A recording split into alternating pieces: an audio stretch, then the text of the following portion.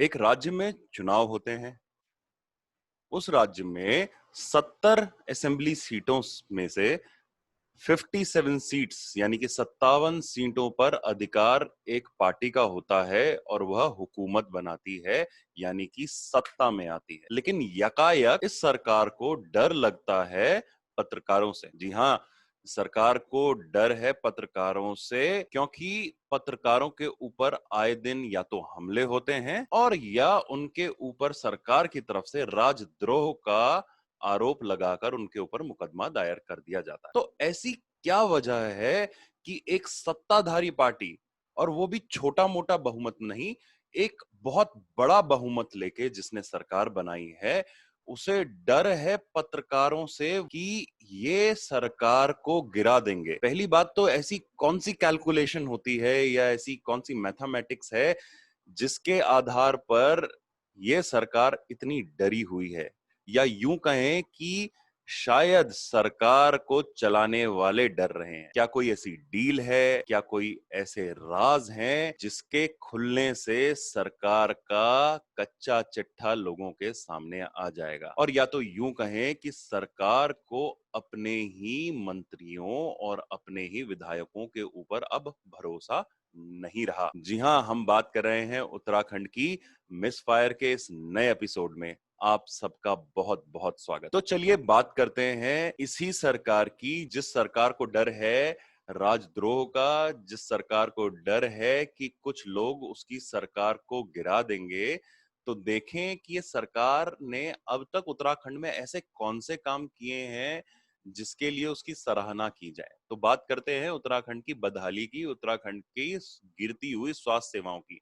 जैसा कि हमारे पिछले एपिसोड्स में आपने देखा था कि हमारी ही कुछ बहू बेटियां, हमारी ही बहनें स्वास्थ्य सुविधाएं उपलब्ध ना होने के कारण मृत्यु के कगार पर या मृत्यु को प्राप्त हो गई। उसी प्रकार हमारे कुछ बुजुर्ग उत्तराखंड में स्वास्थ्य सुविधाएं ना मिल पाने के कारण मृत्यु को समर्पित हो गए। बात केवल स्वास्थ्य की नहीं है। जब किसी राज्य का मुख्यमंत्री दूसरे राज्यों में जाकर बड़ी बातें कहे कि यहाँ की सड़कें, मतलब दूसरे राज्य की सड़कें तो इतनी बदहाल हैं कि इन राज्यों को उत्तराखंड आकर देखना चाहिए कि सड़कें कैसे बनाई जाती हैं, तो उन्हें पहले एक नजर अपने उत्तराखंड की सड़कों पर मार लेनी चाहिए। उन्हें यह तक नहीं पता चलता कि पहली ही बारिश में पुश्तों के ढह जाने की वजह से कई गांव सड़कों से डिस्कनेक्ट हो जाते हैं। यही नहीं, उत्तराखंड में ऐसी कई चीजें चलने लगती हैं जिसके ऊपर सख्त पाबंदी है। मैं बात कर रहा हूं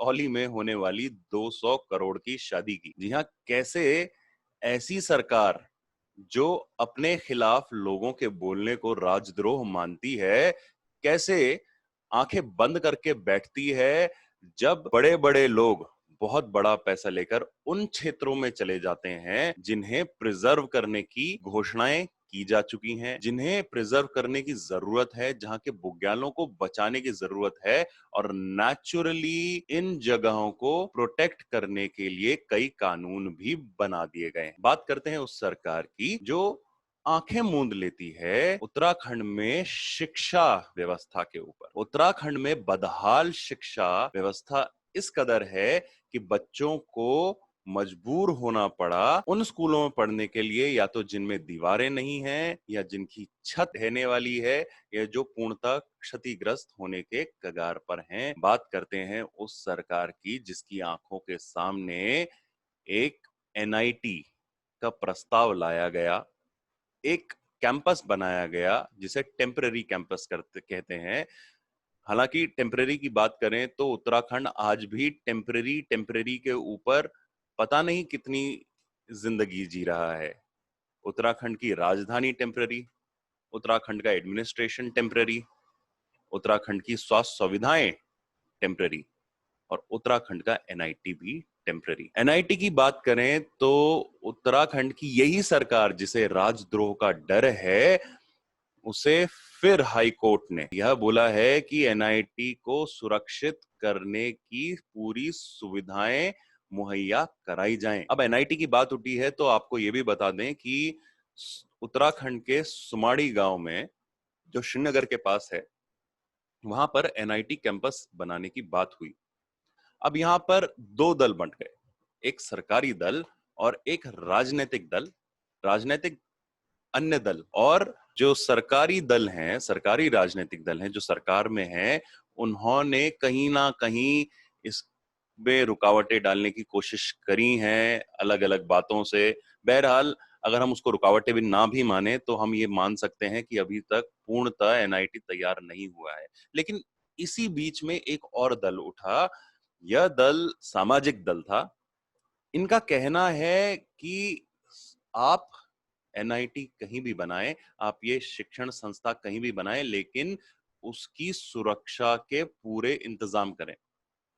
अब ये सामाजिक दल जब अपनी लड़ाई हाईकोर्ट में लड़ता है तो राजनीतिक दल या तो उसे सरकार का मुलाजिम बताते हैं या सरकार उन्हें राजनीतिक दल की साजिश बताती है। तो जो काम नहीं कर रहे हैं, जो अड़ंगे लगा रहे हैं, उनकी बातें तो सुनी जा रही हैं, लेकिन वो दल, वो वकील और वो लड़के जो इस बात के को एक लॉजिकल एंडिंग तक लेके जा रहे हैं, हाईकोर्ट में लड़ रहे हैं और एक फैसला हाईकोर्ट से लेके आते हैं, हाईकोर्ट के जजेस से लेके आते हैं, जो कि एक लॉजिकल एंडिंग की तरफ ले जाता है, जो कि न्याय व्यवस्था को वापस सुचारू रूप से अपने राज्य में व्यवस्थित करता है, उन्हें कहीं ना कहीं चाकू की धार पर रख दिया गया। जब उत्तराखंड में बने इस टेम्पररी एनआईटी में पढ़ रही एक छात्रा का एक एक्सीडेंट हुआ, उस एक्सीडेंट के बाद उन्हें काफी क्षति पहुंची और शायद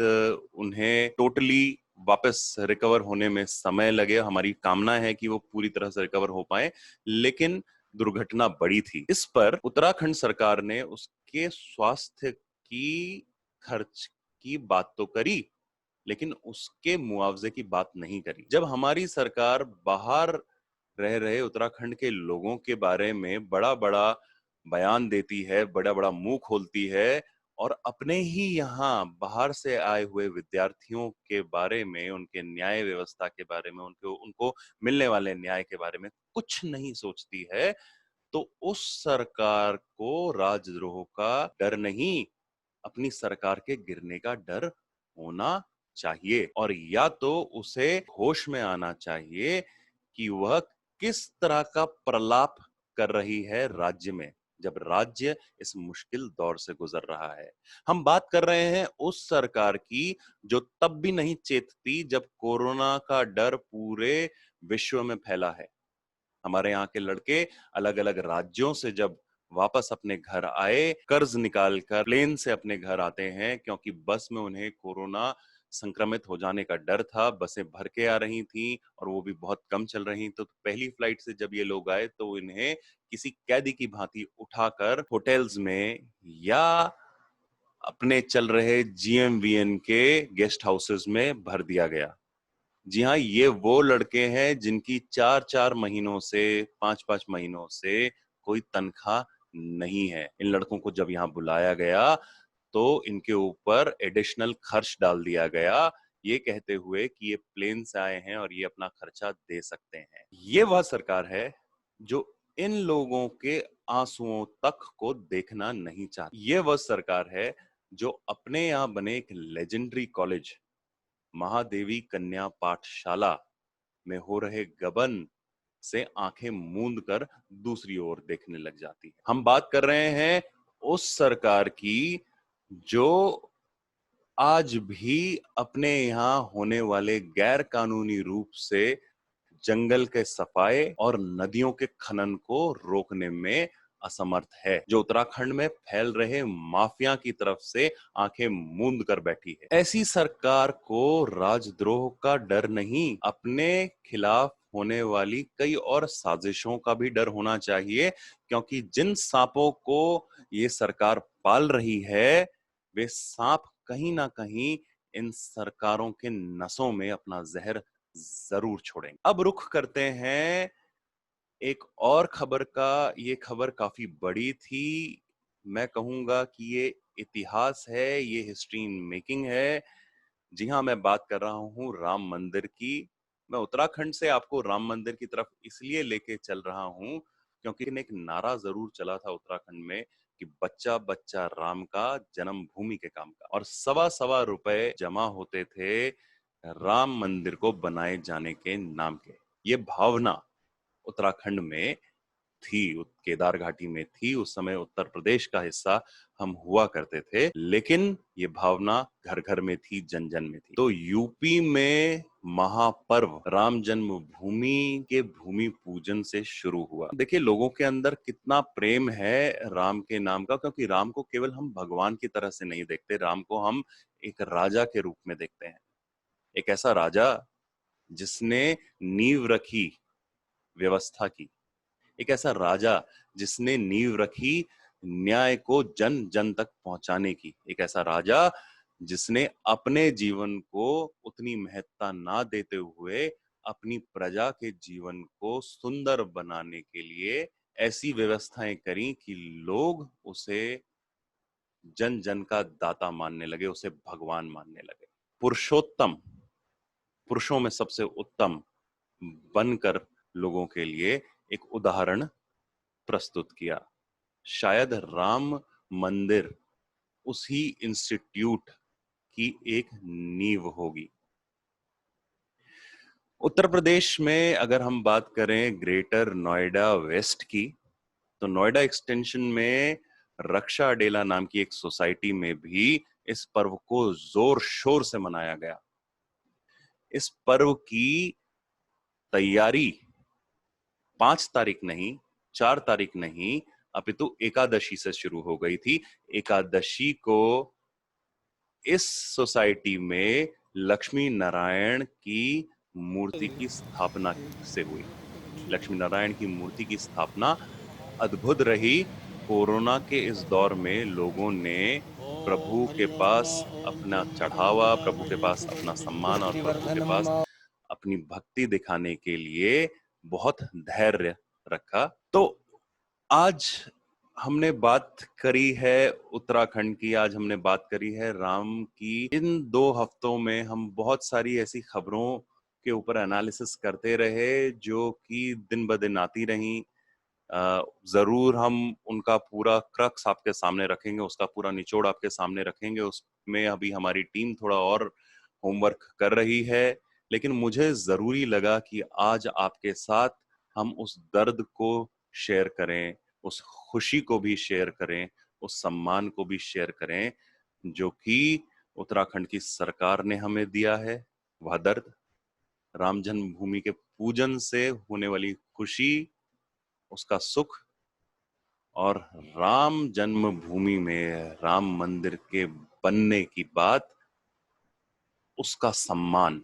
जी हाँ, 500 साल से रुका हुआ सम्मान जो हमारे बुजुर्गों का, हमारे पूर्वजों का था, वो आज हम लोगों के पास है।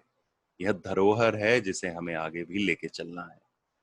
यह कोई रिलीजन नहीं है, यह कोई धर्म का हिस्सा नहीं है, अपितु यह इतिहास है। यह हिंदुस्तान का इतिहास है। राम हिंदुस्तान का इतिहास है। राम हिंदुस्तान का वह राजा है जिसने हिंदुस्तान को सही दिशा में चलने की बात बताई, सही दिशा में चलने की ताकत दी और सही दिशा में चलने के लिए ललायत किया। इसी के साथ आज का प्रोग्राम हम समाप्त करते हैं। अगला प्रोग्राम हम राम के ऊपर करेंगे। अगर आप सब चाहते हैं कि हम राम के जीवन को एडमिनिस्ट्रेशन वाइज एक वॉरियर की जिंदगी के साथ और न्याय प्रणाली के ऊपर, राम राज्य की न्याय प्रणाली के ऊपर हम बात करें, तो कृपया कमेंट बॉक्स में अपनी सहमति दीजिएगा। आपकी सहमति हमें बताएगी कि हम कब ये प्रोग्राम और कितनी जल्दी ये प्रोग्राम आपके समक्ष प्रस्तुत कर पाए। तब तक के लिए जय हिंद।